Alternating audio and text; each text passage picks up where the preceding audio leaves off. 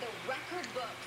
The monster storm continuing to hammer New England at this very hour. This is a live look in Framingham where snow just continues to pile up. Without a doubt, this is proving to be a damaging storm, knocking out power to hundreds of thousands of Bay State homes. And we're keeping an eye on the coast. Let's take a live look on Plum Island. The high tide expected to bring serious flooding this morning, and a lot of people have been talking about Hull.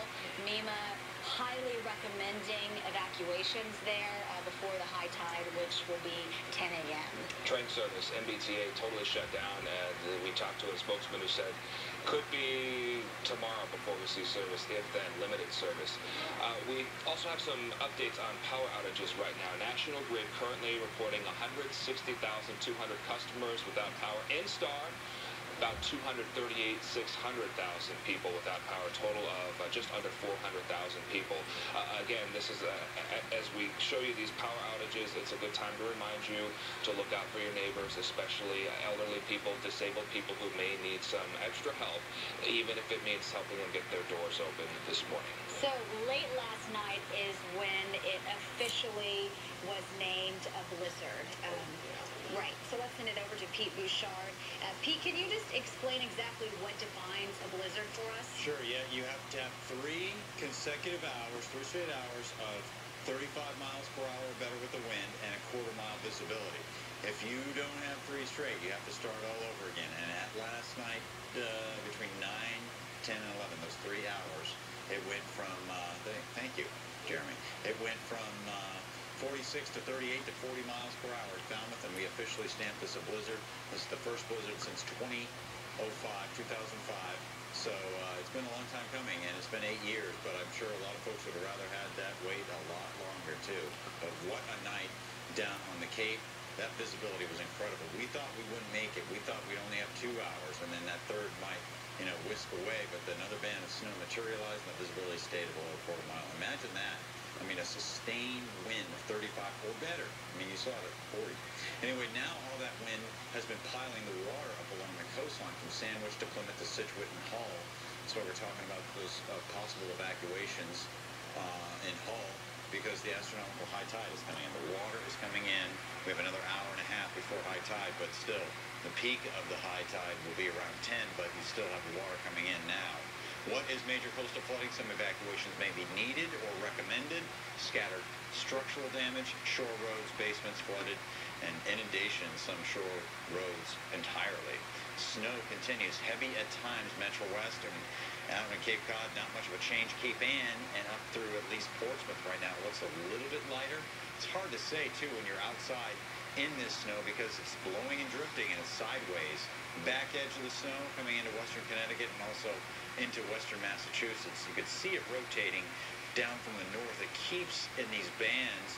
They're a little bit narrower, but like I was talking about, the storm now looks like it's starting to at least chug a little bit east. It's not moving swiftly away from Massachusetts or New England. So it leaves behind these bands of snow. It will pull away, and you'll see some separation. These bands will sit here, and they have to actually fade out or decay on top of you. So that takes time. It takes a long time, in fact. So we're not seeing the last of these flakes possibly until like early afternoon or mid-afternoon, even in eastern Mass, and probably not till evening on Cape Cod. The last flakes, I mean, the accumulating snow here, let's find out when that wraps up. Heavy snow pushes away by 9 or 10. You're into the light snow at 12 noontime, a big improvement between 10 a.m. and noontime, and that's when we'll expect these lighter snow showers, and there'll be enough to keep the snow in the air, but the accumulation will be slight at best around noontime or early afternoon. So, it's a psyche thing, too. You're thinking in the back of your mind, when's it going to stop and start cleaning up, move on with my life? And it's going to stay in the air for a good part of the day, at least the first half. So, even though the noontime hour is the kind of the cutoff of the accumulating snow. Jeremy, over to you. Stay in the air and stay on the ground for the rest of February, perhaps even well into March, as our pattern has flipped to cold and snow. So there's the storm. And again, Pete talked about how you have these little leftover fingers of snow, but snow so far, Melrose, 26.5 inches of snow. Westford 24.5, Newburyport 19, Boston 21.8. We'll come back to that in a second. Worcester 27.5. A couple of people asking, is this Worcester's all-time greatest snow?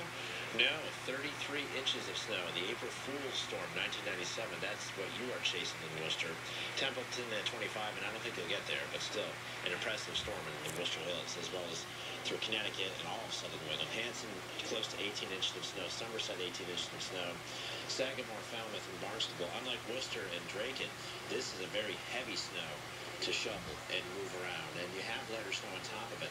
So it is drifting out there this morning all across southern New England, with many locations between 1 and 2 feet of snow. Right here, this is Boston at 21.8 inches of snow, 6th all-time largest snowstorm. Perhaps with a little more snow, we can get close to top 4. Maybe we can knock off the April Fool's storm of 1997. Incredible storm. Adam, Sarah. All right, Jeremy, and we continue to follow breaking news right now. The MBTA saying Saturday service, like today, all day, the whole day, unlikely. We spoke with the MBTA spokesperson a short time ago, and 7's Krista Delkamp live in Boston now with more on what you need to know. Good morning, Krista. Good morning, you guys. You know, the problem is pretty obvious. The reason why we're not seeing MBTA service at this point, and as you mentioned, it is unlikely to change for this day here on Saturday. Look at all of the drifting snow. I mean, it's like a constant back and forth battle with Mother Nature. I saw it myself on the way into work here today. People are trying to shovel the sidewalks, and then you get this flowing snow basically making all of your work nothing. You know, you're getting all of this blowing snow, you're shoveling, and then you're back to shoveling the same area. So that's the back and forth struggle that we're seeing basically with this weather system this morning. So just imagine how difficult it is to keep those tracks for the MBTA clear this morning. As you see here behind me, we've got people with snow blowers trying to clear the sidewalks, because right now people are forced to kind of walk in the streets because those sidewalks aren't clear right now. In fact, if you take a look over here, we've got someone in ski goggles just walking down the street right here. But yes, as you mentioned, right now, for the foreseeable future here on Saturday, we have no service. That is unlikely to change at this point. And we spoke, as you mentioned, with Joe Casaturo, the spokesperson with the MBTA, a short time ago, and here's what he had to say. It is highly unlikely that we'll be able to restore service today. Obviously, we will continue working very hard, but we're looking at the facts in front of us and just being upfront about it, that it does not look likely that we can restore service today. It's important that we have the tracks clear of snow before we try to resume full service, because if you send trains up there and there's a lot of snow still in the track bed, then you're going to end up crippling the trains, and then we'll have stranded trains. And so we have all of this really light, fluffy snow, and again, just perfect conditions for that wind to just whip up and blow the snow all around. You know, Joe Pesaturo also mentioning as well earlier today, another difficulty is the workers who actually clear these tracks. They're having difficulty getting to work as well in order to get these tracks clear. So that is that challenge that they're facing right now. Of course, we're just going to have to be patient and make sure to wait this storm out so crews can get their job done, and hopefully, cross your fingers, things will be back to normal coming up for the commute on Monday. We're live in downtown Boston. I'm Krista Delkamp, 7 News. All right, let's get more on these evacuations being advised in